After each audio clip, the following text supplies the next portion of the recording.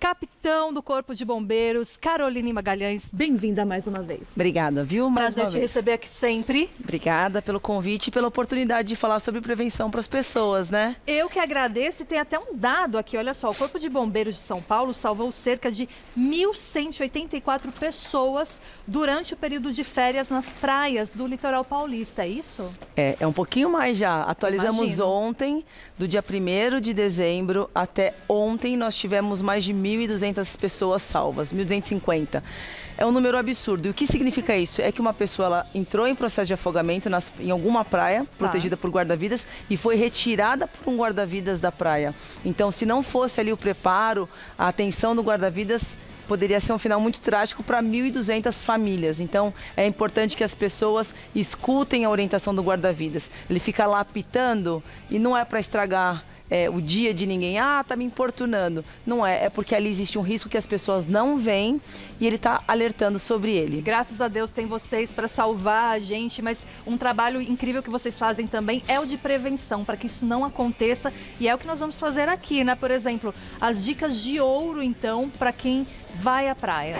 Bom, primeira coisa, procure praias protegidas por guarda-vidas. No site do Corpo de Bombeiros tem um link que a pessoa clica, abre o mapa do litoral de São Paulo e aparece uma bandeirinha onde tem um guarda-vidas. Então, procure praias protegidas por guarda-vidas. E chegando na praia, não adianta ter um guarda-vidas e a pessoa dá de ouvidos o que ele tiver para falar.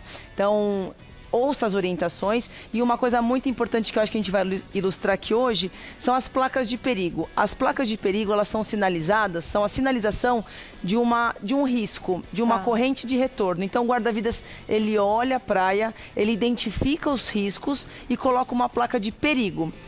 Na frente daquela placa tem geralmente uma corrente de retorno. O que seria uma corrente de retorno?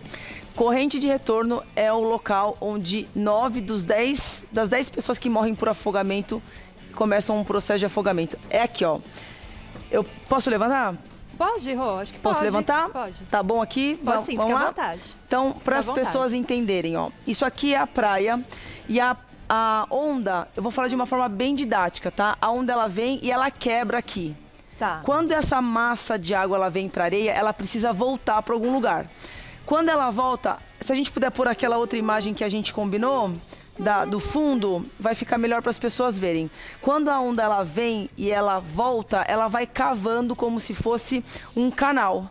E cada vez mais, aqui ó, esse é o fundo de uma corrente de retorno. Aqui é areia, aqui banco de areia, buraco. Banco de areia, e aqui é um buraco. Então, geralmente, aqui na frente, nós temos uma pequena bancada de areia, que é bem mais raso, só que um passo pro fundo, eu já tô com água ou no pescoço, ou já passou, e aqui eu tô com água na canela. Então, cada vez mais, durante o dia, esse buraco vai ficando mais fundo, essa corrente vai se intensificando, e é como se fosse uma esteira arrastando as pessoas que caem aqui para o fundo. Então, uma placa ela vai estar posicionada na frente de uma corrente dessa. Então você não vai de jeito nenhum e confunde, porque eu acho que justamente aqui não tem muita onda. Perfeito, é isso. Você já pegou, as pessoas olham e falam, nossa, como tá tranquilinho aqui, não quebra onda, vamos ficar ali. E é ali que o processo de afogamento acontece. Então, assim, é melhor onde tem onda. Sim. Mas também tem onda que às vezes pega pesado, né? Quanto mais onda, já explicamos, né? Vou sentar novamente. Quanto mais onda, mais forte essa corrente, mais forte a força da água, né? Então a gente tem que tomar esse cuidado. Se tiver dúvida, pergunte pro guarda-vidas. É isso que eu Simples. não entendo. Eu não entendo, né? Que às vezes ele tá lá, as pessoas nem vão perguntar. Chegou na praia, escolheu uma praia com guarda-vidas, chega pra ele e pergunta: aonde tem perigo, aonde não tem, aonde que eu posso deixar minhas crianças? Isso, e mais do que isso, a pessoa, ela escutou o guarda-vidas apitando. Vai no guarda-vidas e pergunta: por que você tá apitando pra mim? Porque você está numa corrente, ou porque você está muito no fundo, ou porque está acontecendo alguma coisa que as pessoas não conhecem, um risco que a pessoa não consegue identificar, mas ele sabe. Então, se tiver dúvidas, pergunte para ele.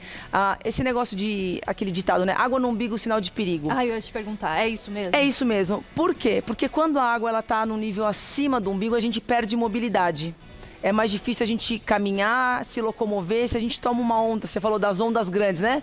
Tomou uma onda na cabeça, caiu num buraco desse, água passou da linha do peito aqui, você já não consegue, você já tem uma dificuldade, porque a massa de água tá voltando, lembra? Sim. E você tá tentando sair, não consegue, e é justamente por causa disso. Mesmo que você saiba nadar. Mesmo que você saiba nadar. Muitas pessoas, inclusive, morrem afogadas mesmo sabendo nadar. E aí, quando eu vejo isso acontecendo, alguém está se afogando, o que eu tenho que fazer?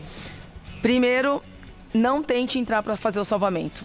Aconteceu o final de semana passado, infelizmente, um irmão foi tirar o outro, né, uma criança. Ele conseguiu tirar a criança, o irmão dele, e um jovem morreu afogado. Ai, meu Deus. Infelizmente, no litoral sul de São Paulo. Então, não entre para fazer esse salvamento. Ligue o 93 ou chame um guarda-vidas que esteja próximo. Se você tiver um objeto flutuante, entregue para a pessoa uma pranchinha, uma prancha de salvamento, uma prancha de surf, uma boia.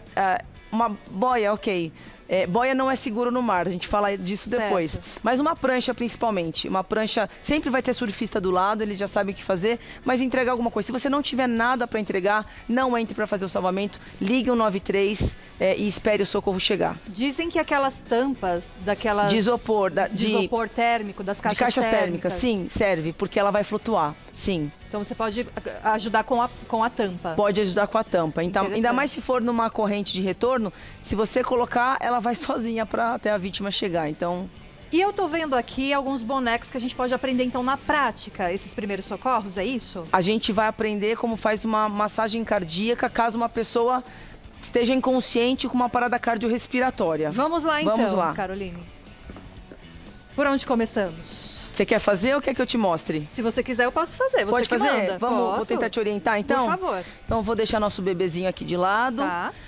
Primeiro, você vai se ajoelhar do lado da vítima. Certo. É isso aí. Então, a vítima, ela está inconsciente, ela não respira. Muito importante que as pessoas saibam disso. Ela não respira, ela não tem pulso, né? A gente já viu lá totalmente inconsciente. O que você vai fazer? Você vai posicionar a sua mão, essa parte aqui de trás, exatamente nessa linha do mamilo, no meio do peito. Assim? Isso. A outra mão vem por cima, assim, ó. Entrelaça os dedos. Agora o seu corpo tem que ficar projetado totalmente para cima. Estica os braços. E agora esse conjunto todo vai pressionar.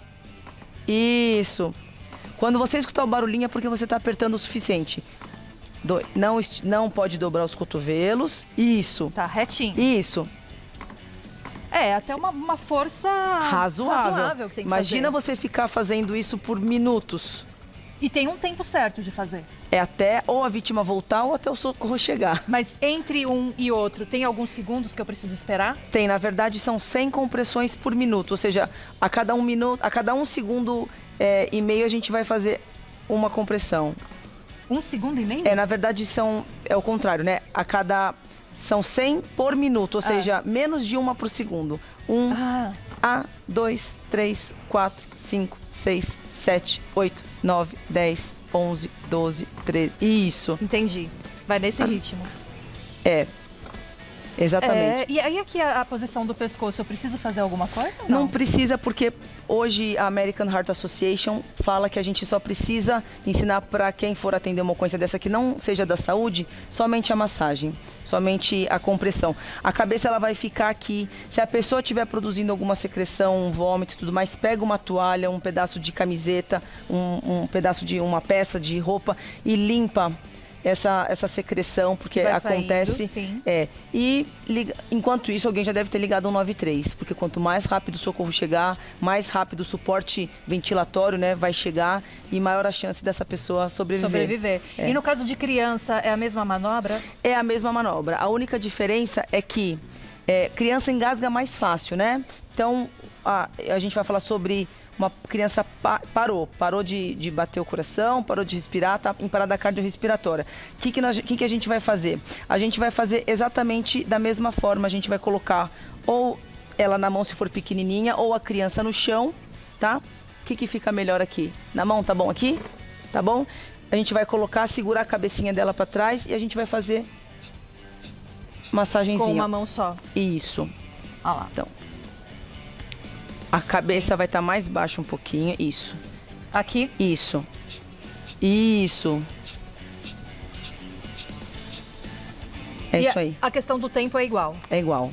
É igual, e aí mesma vai fazendo coisa. até a ajuda chegar. Até a ajuda chegar, exatamente. Perfeito. Tá vendo? Então, assim, claro que você tem que chamar um profissional, mas às vezes não tem. Exato. Né? Às vezes você tá numa piscina de algum prédio ou da sua casa. Exatamente. Principalmente se for água, né? Para criança, a criança... Por que a cabeça para baixo? Para ajudar a água a sair. A sair. Então, isso é importante que as pessoas saibam. O engasgamento é basicamente o mesmo princípio aqui, só que o que muda são os tapinhas nas costas, né? Então...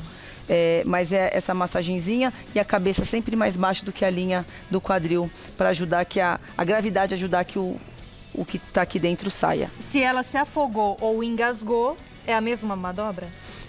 Basicamente é a mesma manobra, mas se a criança tiver já um tempo na piscina, ela tá desacordada, aí eu vou tratar igual aquela, eu vou fazer só as compressões. Entendi. Tá, eu não vou dar tapinha nas costas, eu só vou nas compressões. E tem que manter a calma nessa hora, né? Tentar que acho manter que é a o calma. mais difícil. Geralmente os pais não conseguem, os pais eles passam a criança para alguém e fica naquele desespero, né? Mais alguma dica aqui? Não, Tudo aqui certo? é só isso. Agora, na praia também acontecem outras coisas, por favor. Acontecem várias coisas. Principalmente perder a criança, né? Você tem ideia de quantas crianças se perdem mais ou menos por ano? Não sei. 800. 800 crianças no por litoral ano. de São Paulo. Uma média, tá? Tem ano que é mais, tem ano que é um pouquinho menos. Bastante. É muita coisa. Agora imagina você num dia 1 de janeiro perder teu filho naquele mar de gente. Aí você não sabe se a criança se afogou, se a criança está perdida, se raptaram, se qualquer coisa que fizeram. E uma coisa importante, né? Quando uma criança ela se perde, geralmente as pessoas levam pro guarda-vidas para ele cuidar. Só que quando ele está com essa criança, ele é o Estado com essa criança. Ele não pode mais largar essa criança. Então, todas aquelas dezenas, às vezes centenas de pessoas que estão sob cuidado dele para receber a prevenção de um afogamento, vai deixar de receber porque ele vai estar cuidando da criança. Então, é muito importante que os pais não larguem as crianças, nem 1 minuto no celular, nem 1 minuto bebendo alguma coisinha. Criança é 1 segundo, ela se perde. E não adianta brigar com a criança quando ela é encontrada, que eu já vi diversas vezes os pais brigam com a criança, sendo como que a responsabilidade... se ela fosse a culpada. Exato. Criança de 2 anos, 3 anos que não sabe nem falar. Fora as queimaduras também, né? É tanta coisa. Tem a de água-viva, né? Podemos falar de queimaduras de água-viva também. O que fazer se for queimado com água-viva? A água-viva, ela solta, vou falar de uma forma bem didática aqui, quando ela passa no nosso corpo, nos tentáculos, ela solta umas bolinhas com uma substância urticante. Ela vai tóxica. pinicar. Ela vai dar vai pinicar a pele como se fossem várias agulhinhas na nossa pele. Então, o que acontece? Quando a gente sai da água e sentiu uma água-viva que passou, vai ter um rastro, ela fica um rastro, e a gente tem o costume de passar a mão e tirar. Quando a gente faz isso, a gente acaba de estourar todo o resto que ficou. Piora. Então, piora. Então, o que a gente vai fazer? A gente vai voltar pro mar, sem água viva, e jogar bastante água do mar. Não pode ser água doce? Não pode ser água doce, porque a diferença, tanto de densidade como salinidade, da água doce e água do mar, vai estourar essas bolinhas que ficaram. Então, são bolinhas microscópicas, a gente não consegue enxergar olho nu, né? Mas a gente vai lavar com água do mar. Já saí da praia, tenho uma alergia, eu preciso ir para o médico correndo. O que eu faço? Vai para o pronto-socorro, mas se não quiser ir para o pronto-socorro e não tiver alergia, fique muito claro, pode jogar se tiver vinagre, porque o vinagre ele não dá a reação que a água doce dá, de estourar a bolinha. Mas não precisa gastar dinheiro com vinagre, é só lavar com água do mar mesmo e pronto. E dá para tirar com alguma pinça também? Não dá para ver, não dá para ver, não. Não dá para ver. Então, mas é muito simples. A gente já ouviu muitos relatos, né? Tem que urinar. Onde passa álcool, urina, borra de café, pasta de dente, tudo nada disso, é só água do mar. E monitorar, porque se a pessoa não for alérgica a nada, não vai acontecer nada, vai ficar uma dor, uma ardência, mas vai só permanecer aquela lesão pequena onde passou. Agora, se a extensão do corpo atingida for muito grande, se for uma grande parte do corpo, aí sim a gente pede para procurar o médico, porque pode dar uma reação alérgica mais grave. Perfeito. Uma vez o meu sobrinho, ele estava brincando ali na areia, e aí ele fez de uma forma que a areia voou toda dentro do olho dele. Não dava para enxergar o olho dele. Ficou Tadinho.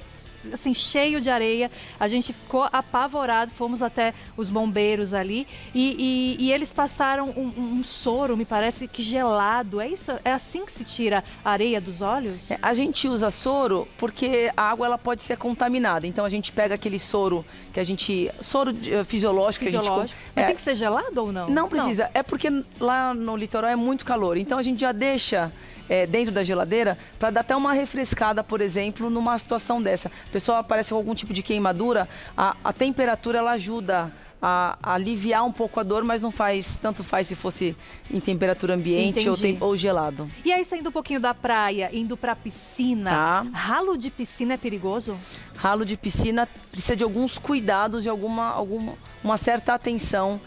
Tem algumas leis hoje que falam sobre a proteção, que as piscinas precisam ter, né? Mas as pessoas têm que tomar bastante cuidado em relação à sucção desse ralo, né? Então, tomar cuidado com o cabelo, ou sei lá, a pessoa entra com canga na piscina e amarrada, às vezes é jogada naquelas brincadeiras, parte das vestimentas da roupa vai pro ralo, tem aquela sucção e a pessoa não consegue se desvencilhar e, infelizmente, acaba acontecendo o processo de afogamento. Mas, em relação ao ralo, é somente a questão da sucção mesmo e de alguma lesão, né? A piscina em si, ela é mais, requer mais atenção, principalmente com as crianças, né? Como sempre. Mas, em relação às boias, principalmente. O que acontece? Algumas boias, as pessoas colocam os filhos na água e acham que acabaram os problemas dela, que não precisa tomar cuidado. E algumas boias são seguras, outras não são seguras. Só para fazer uma conexão aqui. Tá. Piscina, tudo bem usar boia. Mar, objetos flutuantes, nunca. Nunca. No mar, nunca? Nunca, porque eles passam uma falsa sensação de segurança no mar. Às vezes a própria corrente de retorno arrasta esse objeto que está na superfície. Quando a pessoa vê, ela acaba caindo e começa o processo de afogamento.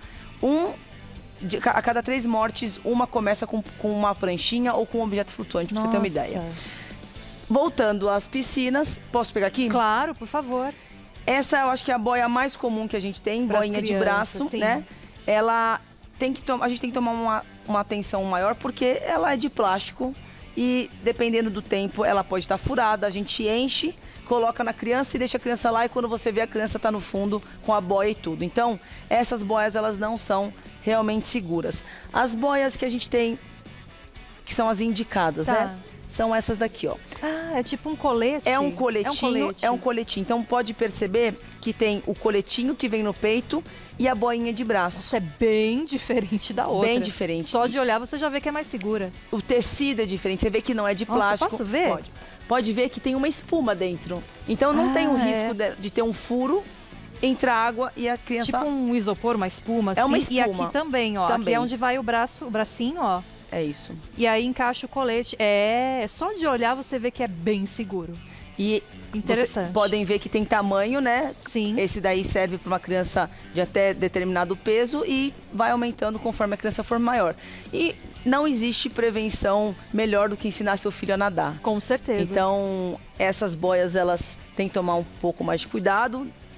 E outra coisa importantíssima, independente da boia que estiver usando, nunca larga teu filho lá sozinho. Jamais. Jamais. Porque se acontece alguma coisa, você nunca mais vai se perdoar porque você podia ter ficado ali. A gente sabe que criança dá um trabalho danado nas férias, exige uma energia nossa, mas assim. A segurança em primeiro lugar. E às vezes você tá lá tomando uma cervejinha, a cervejinha dá aquela relaxada demais, você acaba dispersando. E é questão de segundos sempre, mesmo. né? Exatamente. E aquela premissa de que se a gente comer, acabou de comer, não pode ir pro mar ou não pode ir pra piscina, é verdade? O que a gente não pode é fazer esforço depois da gente fazer uma refeição grande, né? Se a gente sentar e comer uma feijoada, a gente não vai sair para nadar ou para fazer algo que requer um esforço maior, porque o corpo não vai conseguir responder, porque ele vai estar preocupado em digerir o que a gente tiver almoçado. Então, quando estiver na praia ou for para a piscina, refeições leves, de preferência mais frescas, para evitar qualquer tipo de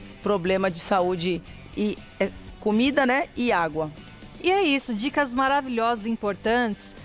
porque a gente pode passar para as pessoas que a gente ama, né, acima de tudo, e ajudar também o trabalho de vocês, que é tão importante. Mas a nossa obrigação é dar menos trabalho possível, né, para os bombeiros. Mas se precisar, 193 Corpo de Bombeiros, a gente está à disposição. Se as pessoas tiverem dúvidas, nosso Instagram, Corpo de Bombeiros da PMSP, tem vários vídeos de prevenção, várias dicas. As pessoas podem nos seguir e nos mandar no direct lá que a gente responde. Muito obrigada pela sua presença. Obrigada. Agradeço você e agradeço a todos do Corpo de Bombeiro que nos ajudam tanto, né? Obrigada. Que salvam as nossas vidas. E você pode também seguir no Instagram. Ah, não tem seu Instagram, né? Não precisa passar?